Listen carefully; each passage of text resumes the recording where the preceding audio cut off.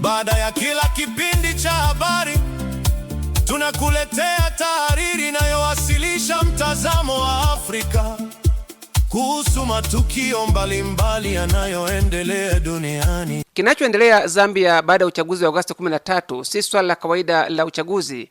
Ni mtihani wa utawala wa kikatiba na haki ya mwananchi kuifikisha kesi yake mahakamani.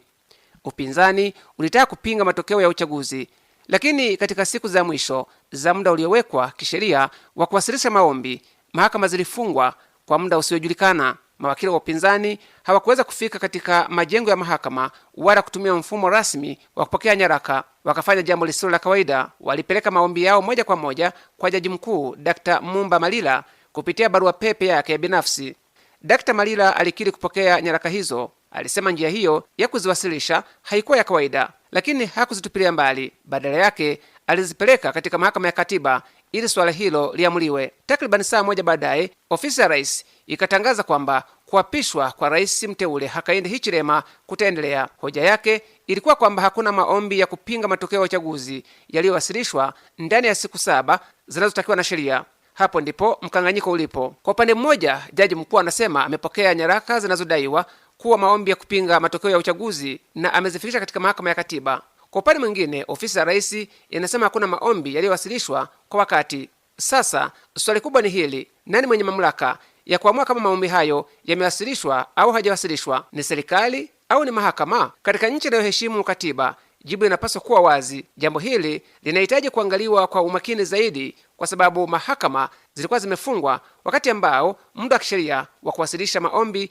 ulikuwa unaendelea. Kama wananchi wana haki ya kupinga matokeo ya uchaguzi, lazima pia wawe na njia ya kutumia haki hiyo. Haiwezi kuwa kwamba mlango wa mahakama unafungwa halafu mwananchi anaambiwa hakuwasilisha maombi kwa sababu hakupitia mlango huo. Hapo ndipo utawala wa sheria unapopimwa. Sheria na taratibu ni muhimu, lakini taratibu hazipaswi kutumiwa kuondoa haki za msingi za kikatiba, na hapa ndipo jukumu la mahakama linakuwa muhimu zaidi. Hatusemi kwamba maombi ya upinzani ni halali. Hatusemi kwamba matokeo ya uchaguzi yanapaswa kubatilishwa. Tunachosema ni kwamba jambo hilo linapaswa kuamuliwa na chombo chenye mamlaka ya kikatiba. Mahakama ndiyo yenye jukumu la kuamua kama maombi yaliwasilishwa kihalali, kama muda wa kisheria ulizingatiwa, na kama mazingira yaliyokuwepo yaliathiri uwezo wa wapinzani kufikisha kesi yao. Serikali haipaswi kutoa uamuzi kwa niaba ya mahakama, na mahakama nayo haipaswi kuonekana kama inafanya kazi kwa shinikizo la kisiasa. Hapo ndipo mgawanyo wa madaraka unapokuwa muhimu. Uchaguzi unaweza kumpa mtu ushindi, lakini katiba ndiyo inaiweka mipaka ya mamlaka ya mshindi. Na katika kipindi kama hiki, wananchi wanahitaji taasisi zinazozungumza kwa uwazi kuhusu jambo hili la msingi la kikatiba. Kinachotokea Zambia kinacho swali zito: je, haki ya kupinga uchaguzi inaweza kuzuiwa na tatizo la kiutaratibu wakati taasisi iliyopaswa kupokea maombi ilikuwa imefungwa? Hili si swala la upinzani pekee, ni swala la kila mpiga kura, kwa sababu leo inaweza kuwa maombi ya mpinzani, kesho inaweza kuwa haki ya mwananchi mwingine. Demokrasia si kupiga kura pekee. Demokrasia ni pamoja na kuwa na haki ya kuhoji matokeo, kupata haki mahakamani na kuhakikisha kuwa taasisi za nchi zinafanya kazi kwa mujibu wa katiba. Zambia sasa iko mbele ya mtihani huo, na jibu halipaswi kutafutwa katika taarifa za kisiasa.